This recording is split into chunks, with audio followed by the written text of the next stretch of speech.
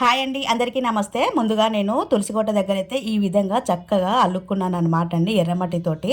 అలాగే బియ్యం పిండితోటి శంఖము, చక్రము, పద్మం ముగ్గు వేసుకున్నాను. ఈరోజు క్షీరాబి ద్వాదశి కదండి, ఖచ్చితంగా తులసికోట దగ్గర ఈ విధంగా ముగ్గులు అనేది వేసుకోవాలి. మీ అందరికీ కూడా ఈ విషయం తెలిసే ఉంటుంది అనమాట. నేను వీడియో పెట్టడం అయితే లేట్ అయిపోయింది అనమాట అండి. ఇక ఈరోజు దీపారాధన అయితే చలివిడి దీపాలు స్వామివారికి ఎంతో ఇష్టం కదండి.